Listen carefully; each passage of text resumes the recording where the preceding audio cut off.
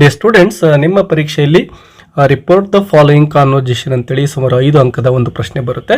ಅಂದರೆ ಇದು ರಿಪೋರ್ಟೆಡ್ ಸ್ಪೀಚ್ಗೆ ಸಂಬಂಧಪಟ್ಟಂತಹ ಅಥವಾ ಡೈರೆಕ್ಟ್ ಟು ಇಂಡೈರೆಕ್ಟ್ ಸ್ಪೀಚ್ ಅಂತ ಕರಿತೀವಲ್ವಾ, ಆ ಟಾಪಿಕ್ನ ಒಂದು ಕ್ವಶನ್ ಇದಾಗಿರುತ್ತೆ. ಸೊ ಇಲ್ಲಿ ಅನೇಕ ವಿದ್ಯಾರ್ಥಿಗಳು ಅನೇಕ ಮಿಸ್ಟೇಕ್ಸ್ಗಳನ್ನು ಮಾಡ್ತಾ ಇರ್ತೀರಾ. ನಿಮಗೆ ಆಲ್ರೆಡಿ ಅನೇಕ ವಿಡಿಯೋಗಳನ್ನು ಈ ಒಂದು ರಿಪೋರ್ಟೆಡ್ ಸ್ಪೀಚ್ ಬಗ್ಗೆ ಮಾಡಿ ಅಪ್ಲೋಡ್ ಮಾಡಿದ್ದೇನೆ. ಅವೆಲ್ಲವನ್ನು ವಾಚ್ ಮಾಡಿ ನಿಮ್ಗೆ ಏನಾಗುತ್ತೆ ಅಂದರೆ ರೂಲ್ಸ್ಗಳು ಸರಿಯಾಗಿ ಅರ್ಥ ಆಗ್ತವೆ. ಇಲ್ಲಿ ರಿಪೋರ್ಟೆಡ್ ಸ್ಪೀಚ್ ಬಗ್ಗೆ ಅನೇಕ ರೂಲ್ಸ್ಗಳನ್ನು ನೀವು ಕಲ್ತ್ಕೊಂಡಿರಬೇಕಾಗುತ್ತೆ. ಬಟ್ ಎಲ್ಲವೂ ಕೂಡ ನಿಮ್ಮ ಪರೀಕ್ಷೆಯಲ್ಲಿ ಬರ್ತಕ್ಕಂತಹ ಪ್ರಶ್ನೆಗಳು ತುಂಬಾ ಸಿಂಪಲ್ ಆಗಿರ್ತವೆ. ಇಲ್ಲಿ ಗಮನಿಸಿ ವಿದ್ಯಾರ್ಥಿಗಳೇ, ಆಲಿಫಾನೋ ಮತ್ತು ಬೋರ್ಜಸ್ ಇಬ್ಬರು ಮಾತನಾಡ್ತಕ್ಕಂಥ ಡೈಲಾಗನ್ನು ನಿಮ್ಮ ಮಾಡೆಲ್ ಕ್ವಶನ್ ಪೇಪರ್ 1ರಲ್ಲಿ ಕೊಟ್ಟಿದ್ದಾರೆ. ಸೊ ಅದನ್ನು ಇಲ್ಲಿ ಯಾವ ರೀತಿ ಸಾಲ್ವ್ ಮಾಡೋದು ಅಂತೇಳಿ ನೋಡ್ತಾ ಹೋಗೋಣ.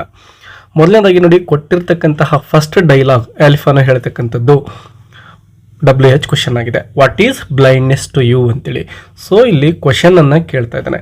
ಸೊ ಈ ಒಂದು ಕ್ವಶನ್ ಅನ್ನ ಯಾವ ರೀತಿ ಮಾಡೋದು, ಮೊದಲನೇದಾಗಿ ನೋಡಿ, ಇದು WH ಕ್ವಶನ್ ಆಗಿದೆ. ಕ್ವಶನ್ ಅಲ್ಲಿ 2 ಟೈಪ್ ಇರ್ತವೆ, ಒಂದು SR ನೋ ಕ್ವಶನ್ ಮತ್ತು ಒಂದು WH ಕ್ವಶನ್ ಅಂತೇಳಿ. ಇಲ್ಲಿ ಆಲಿಫಾನೋ ಹೇಳ್ತಕ್ಕಂಥದ್ದು ಇದೆ ನೋಡಿ, have you thought of writing a book on the history of the book ಅಂತ ಇದೆ.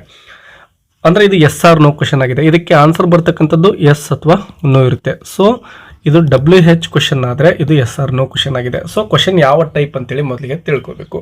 ಯಾಕೆ ಅಂತ ಈ ಒಂದು ಡೈಲಾಗನ್ನು ರಿಪೋರ್ಟ್ ಮಾಡಬೇಕಾದ್ರೆ ಹೇಳ್ತೀನಿ. ಈಗ what is blindness to you, ಇದನ್ನ ಯಾವ ರೀತಿ ನಾವು ರಿಪೋರ್ಟೆಡ್ ಸ್ಪೀಚ್ ಅಲ್ಲಿ ಬರೆಯೋದು. ಮೊದಲಿಗೆ ಹೇಳ್ತಕ್ಕಂತಹ ವ್ಯಕ್ತಿ ಯಾರು, ಆಲಿಫಾನೋ ಅಲ್ವಾ, ಮತ್ತು ಅವನು ಒಂದು ಕ್ವಶನ್ ಅನ್ನ ಕೇಳ್ತಾ ಇದ್ದಾನೆ. ಸೊ ಇಲ್ಲಿ ನಾವು ನೋಡಿ ಈ ರೀತಿ ಬರ್ಕೊಳ್ತೇವೆ, ಆಲಿಫಾನೋ ಕೇಳ್ತಾ ಇರೋದ್ರಿಂದ ಆಸ್ಕ್ಡ್ ಅಂತಕ್ಕಂಥದ್ದನ್ನ ಬರ್ಕೋಬೇಕು, ನೆನಪಿಟ್ಕೊಳ್ಳಿ. ಆಲಿಫಾನೋ ಆಸ್ಕ್ಡ್ ಯಾರನ್ನ, ಬೋರ್ಜಸ್ ಅಲ್ವಾ. ಸೊ ಇಲ್ಲಿ ಆಲಿಫಾನೋ asked Borges.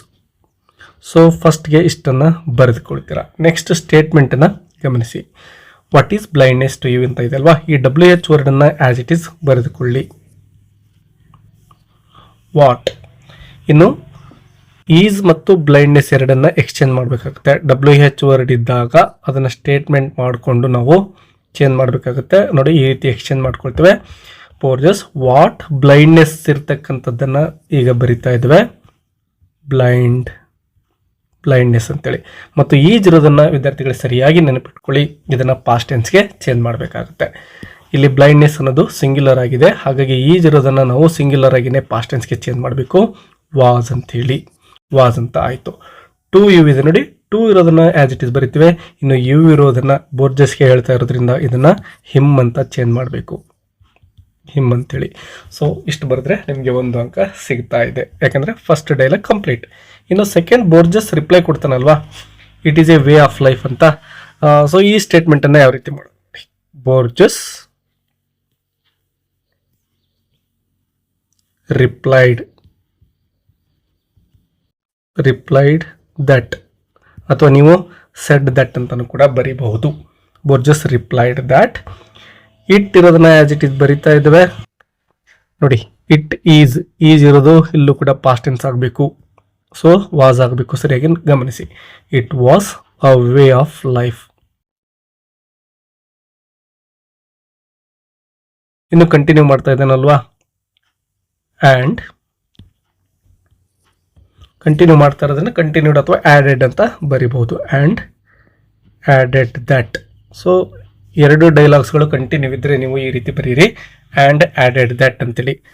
I am not completely unhappy ಅಂತ ಇದೆ. ಸೊ ಐ ಇರೋದನ್ನು ಪ್ರೊನೌನನ್ನು ಕೂಡ ಚೇಂಜ್ ಮಾಡಬೇಕು, ನೆನಪಿಟ್ಕೊಳ್ಳಿ, ಹಿ ಅಂತ ಆಗುತ್ತೆ. ಮತ್ತು ಆ್ಯಮ್ ಇದೆ ನೋಡಿ, ಇದು ಕೂಡ ಪಾಸ್ಟ್ ಟೆನ್ಸ್ಗೆ ಹೋಗ್ತಾ ಇದೆ. ಸೊ ಇಲ್ಲಿ ವಾಸ್ ಅಂತ ಚೇಂಜ್ ಆಗುತ್ತೆ. ಹಿ ವಾಸ್ ಸಿಂಗ್ಯುಲರ್ ಇರೋದ್ರಿಂದ ಹಿ ಅಂತಕ್ಕಂಥದ್ದು ವಾಸ್ ಅಂತೇಳಿ ಹೆಲ್ಪಿಂಗ್ ವರ್ಬ್ ತೆಗೆದುಕೊಳ್ತೇವೆ. He was not completely unhappy, ಅಲ್ಲಿರ್ತಕ್ಕಂಥದ್ದನ್ನೇ ಬರಿತಾ ಇದ್ದೇವೆ, ಅನ್ಹ್ಯಾಪಿ. ಸೊ ಇಲ್ಲಿಗೆ 3 ಡೈಲಾಗ್ಗಳು ಕಂಪ್ಲೀಟ್ ಆದವು. ಮತ್ತು ಆಲಿಫಾನೋ ಹೇಳ್ತಕ್ಕಂಥದ್ದು, have you thought of writing a book on the history of the book ಅಂತ ಇದೆ. ಅಂದರೆ ಇತಿಹಾಸದ ಬಗ್ಗೆ ನೀನು ಪುಸ್ತಕವನ್ನು ಬರೆಯೋದ್ರ ಬಗ್ಗೆ ವಿಚಾರ ಮಾಡ್ತಿದೀಯಾ ಅಂತೇಳಿ. ಸೊ ಇದು SR ನೋ ಕ್ವಶನ್ ಆಗಿದೆ, ಯಾಕೆಂದರೆ ಇದಕ್ಕೆ ಬರ್ತಕ್ಕಂಥದ್ದು ಉತ್ತರ ಎಸ್ ಅಥವಾ ನೋ ಅಂತ ಬರಬೇಕು, ಹಾಗಾಗಿ. ಸೊ ಇಲ್ಲಿ ಮತ್ತೆ ಆಲಿಫಾನೋ ಕೇಳ್ತಾ ಇರೋದ್ರಿಂದ ಆಲಿಫಾನೋ ಮತ್ತೆ ಆಸ್ಕ್ಡ್ ಅಂತಾನೆ ಬರಿತೇವೆ, ಅಥವಾ ಕ್ವಶನ್ಡ್ ಅಂತಲೂ ಕೂಡ ಬರಿಬಹುದು. ಆಲಿಫಾನೋ ಕ್ವಶನ್ಡ್ ಅಂತ ಕೂಡ ನೀವು ಯೂಸ್ ಮಾಡ್ಕೋಬಹುದು. ಆಲಿಫಾನೋ ಆಸ್ಕ್ಡ್ ಬೋರ್ಜಸ್. ನೋಡಿ ಈ ರೀತಿ ಇದ್ದಾಗ WH ಕ್ವಶನ್ ಇದ್ದಾಗ ಇಫ್ ಅಥವಾ ವೆದರ್ ನೆನ್ಪಿಟ್ಕೊಳ್ಳಿ ಈ ಎರಡು ಪದಗಳನ್ನು. ಇಫ್ ಅಥವಾ ವೆದರ್ ಇವೆರಡರಲ್ಲಿ ಒಂದನ್ನು ತೆಗೆದುಕೊಂಡು ನಾವು ರಿಪೋರ್ಟ್ ಮಾಡಬೇಕಾಗುತ್ತೆ. ಒಂದೇ ಒಂದು ಪದ ತಗೊಳ್ಳಿ. Asked if have you thought ಅಂತ ಇದೆ ನೋಡಿ. ಇವ್ ಇರೋದು ಈ ಕಡೆ ಬರ್ತಾ ಇದೆ, ಹ್ಯಾವ್ ಇರೋದು ಈ ಕಡೆ ಹೋಗ್ತಾ ಇದೆ. ಇವ್ ಇರೋದನ್ನ ಹಿ ಅಂತ ಪ್ರನೌನ್ ಅನ್ನ ಚೇಂಜ್ ಮಾಡಬೇಕು. ನೆನಪಿಟ್ಕೊಳ್ಳಿ, ಪ್ರನೌನ್ ಚೇಂಜ್ ಆಗ್ತಾ ಇರೋದನ್ನ ಇವ್ ಇರೋದು ಹಿ ಆಗಿದೆ. ಹ್ಯಾವ್ ಇರೋದು ವಿದ್ಯಾರ್ಥಿಗಳ ಗಮನಿಸಿ, ರಿಪೋರ್ಟೆಡ್ ಮಾಡಬೇಕಾದ್ರೆ ಹ್ಯಾಡ್ ಅಂತ ಪಾಸ್ಟ್ ಟೆನ್ಸ್ಗೆ ಚೇಂಜ್ ಮಾಡಬೇಕು. ಹ್ಯಾವ್ ಕೂಡ ಹ್ಯಾಡ್ ಆಗುತ್ತೆ. ಒಂದು ವೇಳೆ ಹ್ಯಾಸ್ ಇದ್ರೂ ಕೂಡ ಹ್ಯಾಡ್ ಆಗುತ್ತೆ. ಸೊ ಹ್ಯಾವ್ ಮತ್ತು ಹ್ಯಾಸ್ ಎರಡನ್ನು ಕೂಡ ಹ್ಯಾಡ್ ಅಂತ ಚೇಂಜ್ ಮಾಡ್ಕೊಳ್ಳಿ. Had thought of writing a book on the history of the book. ಇನ್ನು ಕೊನೆ ಡೈಲಾಗ್ ಬೋರ್ಜಸ್ ರಿಪ್ಲೈ ಕೊಡ್ತಾ ಇರ್ತಕ್ಕಂಥದ್ದು it is an excellent idea ಅಂತ ಇದೆ. ಇಲ್ಲಿ ಏನು ಬದಲಾವಣೆ ಆಗಬೇಕು ಅಂದರೆ ಈಸ್ ಇರೋದು ವಾಸ್ ಆಗಬೇಕು. ಒಂದಿಷ್ಟು ಬದಲಾವಣೆ ಮಾಡಿದರೆ ಇಲ್ಲೂ ಕೂಡ ಕಂಪ್ಲೀಟ್ ಆದ ಹಾಗೆ ಸೆಂಟೆನ್ಸ್. Borges replied that